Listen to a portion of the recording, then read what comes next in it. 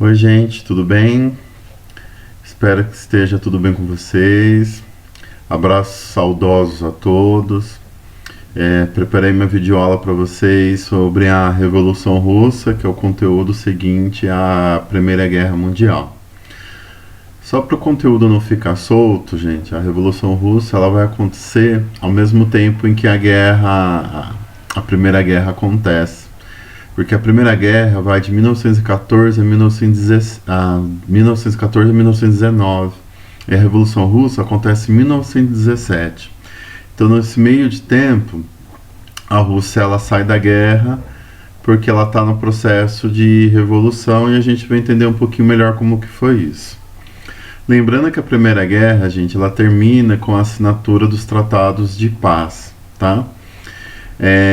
Dentro dos vários tratados, o tratado mais importante é o Tratado de Versalhes, que é o que a Alemanha assina.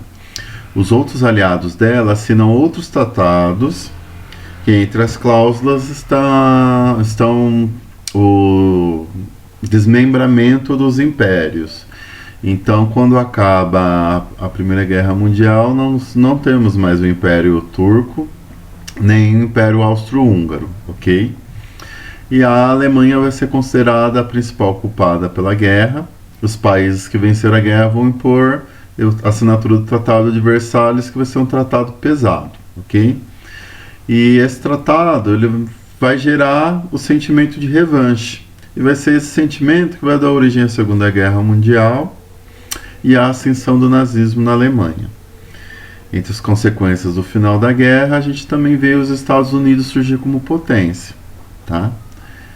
Bom, fiz essa introduçãozinha só para não ficar solto o final da Primeira Guerra Mundial, que a gente não chegou a ver isso pessoalmente, tá?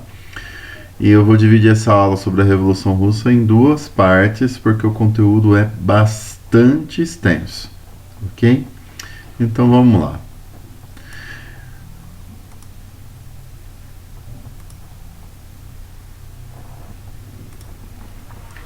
Eu acredito que todos vocês já tenham visto esse símbolo alguma vez, né?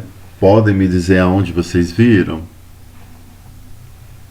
E vocês sabem qual que é o significado desse símbolo? O que representa o martelo, a foice, num fundo vermelho?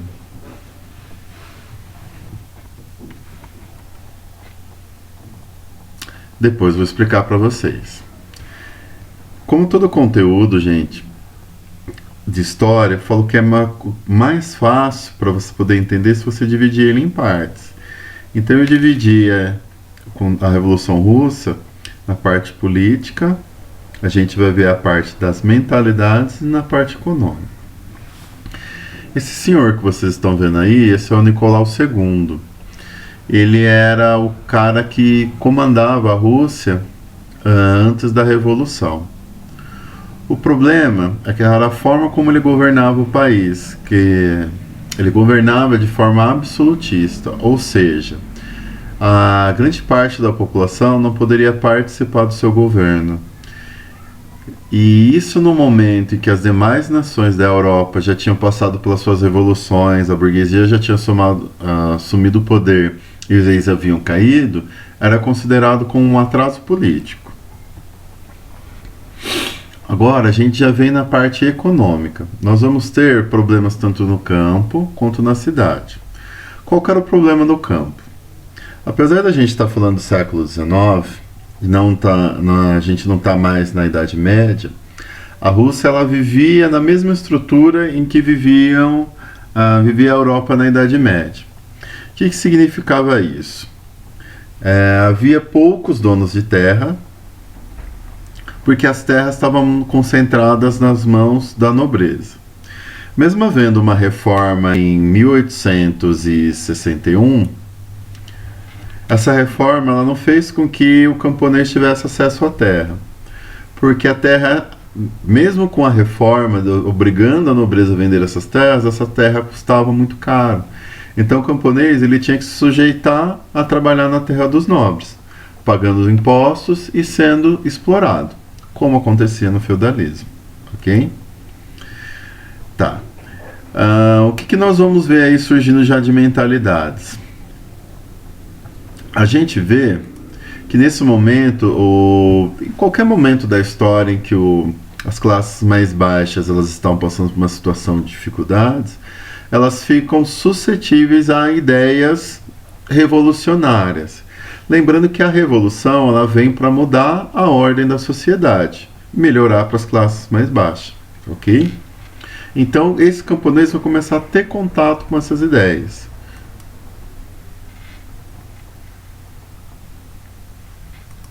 Vamos lá para a situação das cidades. Como eu falei para vocês, economicamente a Rússia se aproximava do feudalismo, era praticamente feudal. Então, a industrialização que havia lá não era uma industrialização avançada. Ela vai acontecer, mas vai acontecer de uma forma tardia. O que quer dizer isso? Que as indústrias que haviam na Rússia não eram indústrias criadas pela burguesia que havia ali na Rússia. Então, de onde vinham essas indústrias? Essas indústrias, elas vinham de países que haviam se industrializado primeiro, no caso a França e a Inglaterra. Que consequências isso vai trazer para o trabalhador russo? Bom, essas poucas indústrias que haviam, os trabalhadores que trabalhavam nela, eles eram explorados, mais ou menos a ideia do imperialismo, em que eu instalo a indústria no país para explorar os recursos que aquele país tem e pago muito pouco para a mão de obra, tá? Então, o que a gente vê na situação desses trabalhadores aí?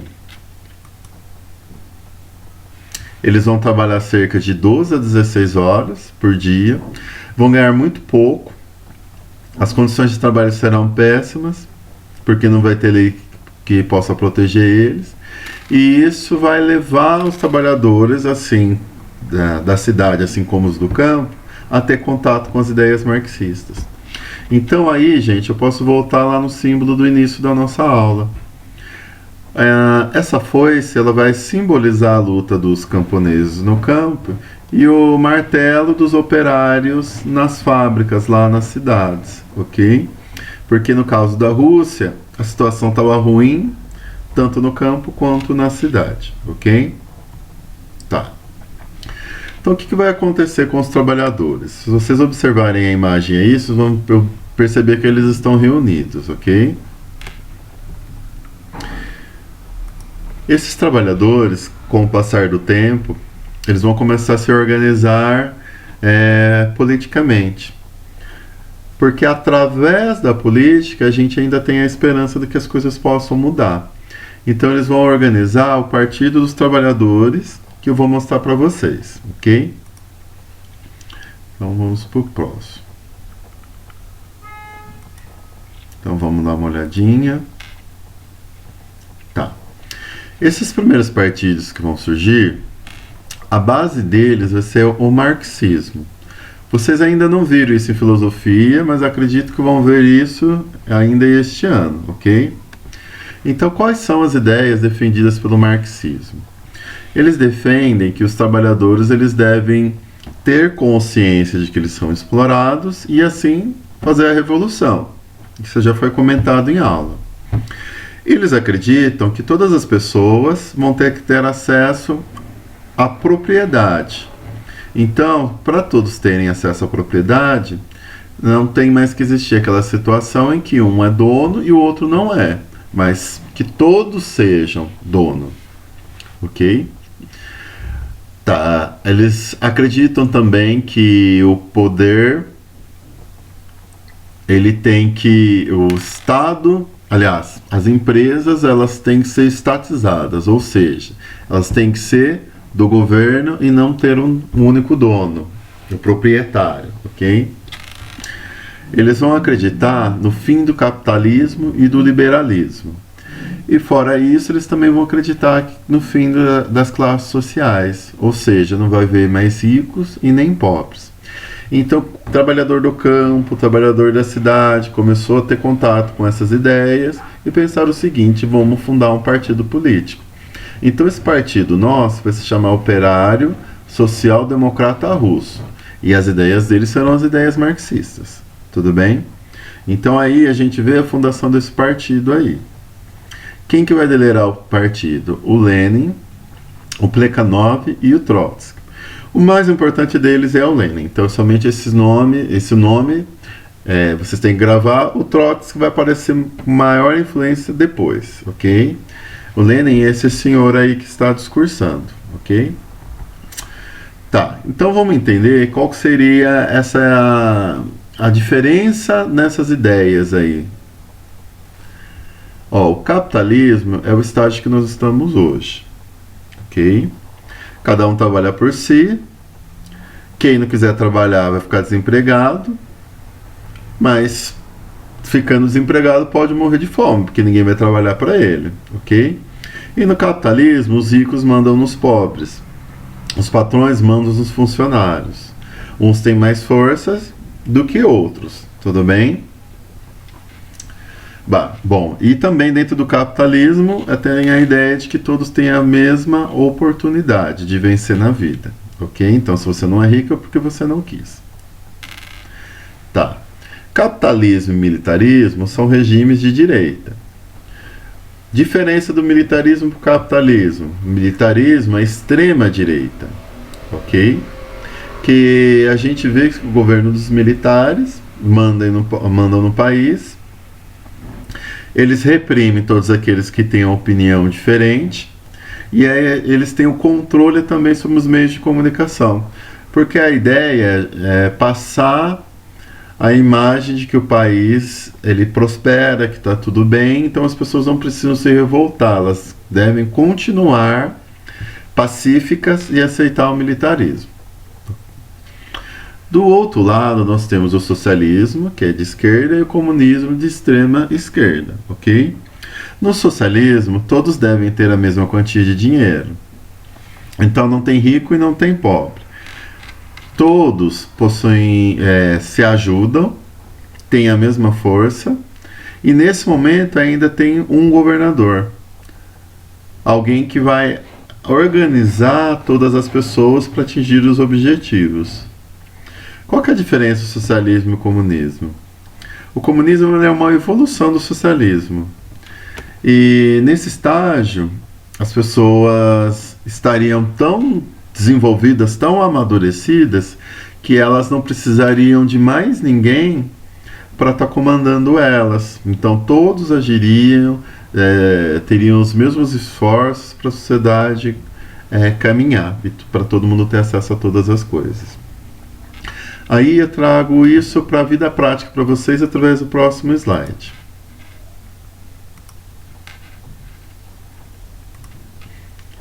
Ó, então no capitalismo, os operários trabalham para os donos das fábricas. O objetivo do dono da fábrica é o lucro.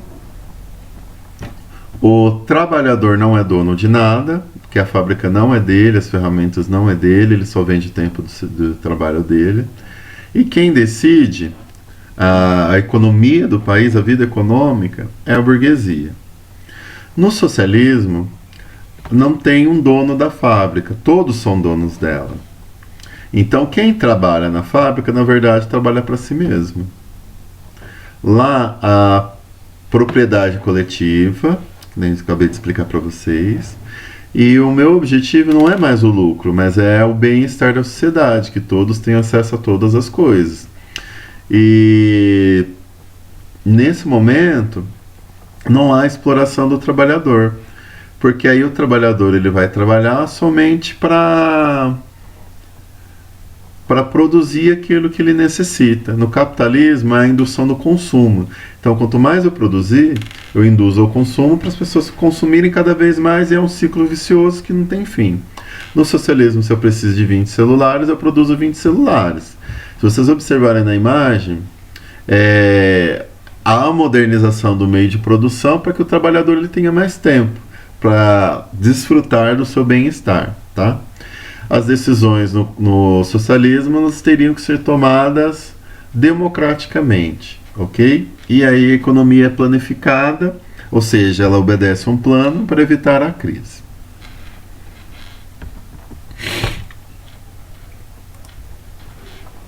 Tá, então temos aí o partido, partido político. A gente viu que a ideia dele era um partido marxista. A gente viu quais eram as defesas que o partido marxista tinha.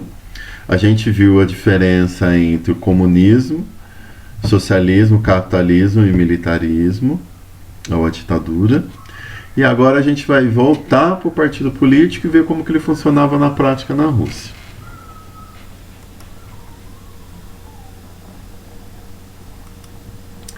Bom, esse partido político, ele também era dividido em duas alas, ok?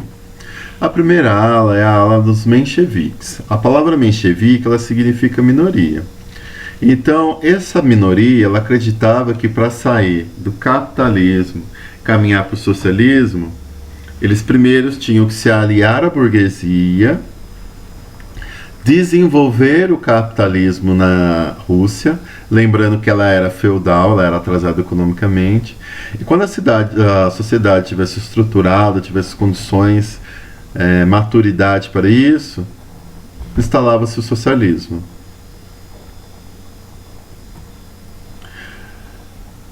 Já os bolcheviques, que eram considerados a minoria, que eram os operários, os soldados e os camponeses, as classes mais baixas, eles achavam que o poder tinha que ser tomado de imediato. Por que isso? O objetivo era fazer com que a revolução levasse a Rússia de uma vez, sem esse amadurecimento do processo, do feudalismo para o socialismo. Ok? Então é uma revolução, uma mudança de cenário. Ok?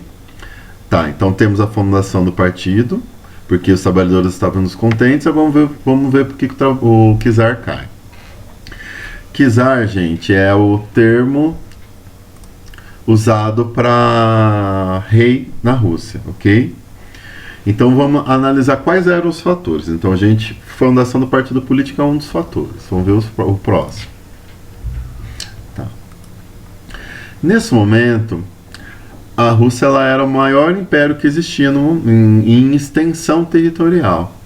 Só que ela acaba entrando num conflito com o Japão, que queria um território que pertencia à Rússia, ok? Como o Japão, apesar de ser pequeno, ele era melhor organizado, ele vence a Rússia, que era um país de dimensão continental. Então vocês imaginem quantos os russos se sentiram humilhados, né, em perder para os japoneses, que apesar de pequenos, eram melhor organizados. Outro fator, gente, sem ser a perda da guerra para o Japão, vai ser esse Domingo Sangrento. Então o que vai acontecer? Os trabalhadores organizados, eles vão começar a fazer protestos. E o protesto mais famoso vai ser esse que vai acontecer no Domingo Sangrento. A população ela se organiza e vai até o Palácio de Inverno do czar para exigir que o czar escute eles, escute as reclamações dele. Tudo que eles organizam é de forma pacífica, porque afinal de contas eles viam no czar como o pai da nação. Em países que têm monarquia, eles têm essa ideia do governante. Só que quando eles chegam lá, o czar não está. E quem está no comando do palácio, um parente lá do czar, manda as tropas atirarem na população. Só que isso vai gerar um tumulto muito grande. Então, se as pessoas não vão ser atingidas pelas balas, elas vão ser pisoteadas por outras pessoas. E nesse momento, a Rússia passava pelo inverno, né? Então as ruas estavam cobertas de neve. Então o cenário que se montou era do palácio, cercado por corpos, e a neve manchada de sangue. E isso fez com que a popularidade do czar diminuísse bastante. Ok? Aí, como todo governante, o czar ele vai tentar resgatar a sua popularidade. Então o que ele faz? Ele vai convocar a Duma. O que seria a Duma? A Duma é o Congresso. Ou seja, os deputados, os representantes do povo vão estar participando dela, como vocês podem observar aí. O czar, no centro, é o cara quem comanda as pessoas. e lá eles vão fazer a proposta que deve ser aprovada. Essa era uma forma do czar fazer com que o povo se sentisse representado. Só que quando ele monta essa Duma, ele monta de uma forma distorcida. Por quê? Porque ele pede que todos os representantes da Duma tenham uma certa riqueza. Então, quem vai participar da Duma são as pessoas que têm uma condição financeira boa, que foi uma estratégia de manter as pessoas que queriam a revolução longe. Porque quem tem uma condição financeira boa é muito menos revolucionário do que os mais pobres que estão sofrendo, ok? Então a Duma não resolve o problema de camponeses e operários, ok? Aí, gente, vem algo que eu falo para vocês